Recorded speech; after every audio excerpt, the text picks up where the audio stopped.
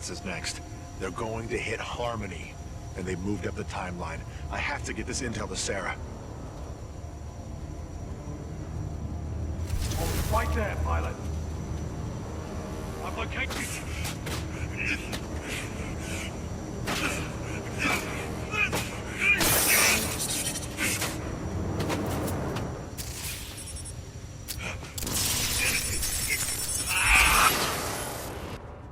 That was Major Anderson's final recording.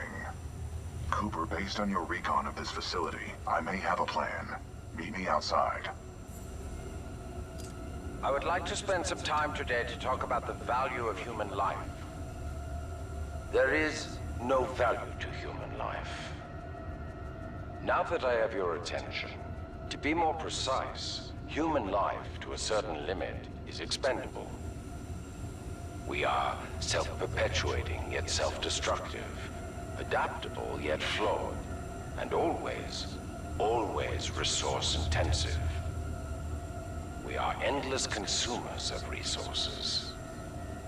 But most relevant to our research here is one undeniable fact, that human life is abundant. Overpopulation of any colonized world is a given. Through the lens of cold objectivity, it is irresponsible to say that all individuals on such worlds are actually indispensable. Millions of humans die across the colonized worlds every day by any number of causes. Human life is expendable. Now our problem is twofold. On the one hand, we are faced with a hostile frontier populace opposed to our commercial pursuits for the greater good.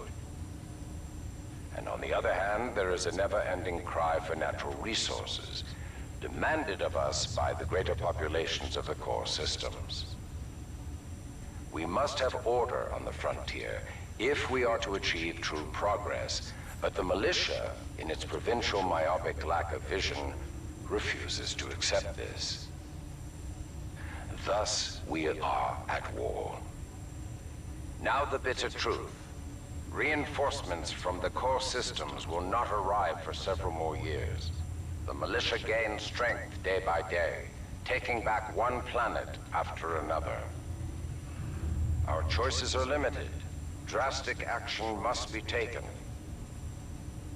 Again, I remind you all of one simple truth, that human life is abundant. And, as distasteful as it may sound, human life is, in truth, expendable. And so that brings us to this planet Typhon, where we have discovered a gift, a machine that will do more than change the tide.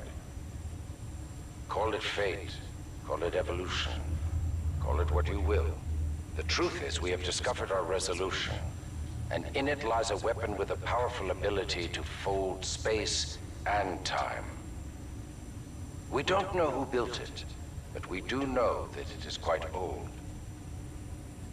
And most importantly, we have learned enough to bring it to life. As we use this fold weapon, we will manipulate space-time, targeting anything we desire, sundering entire planets.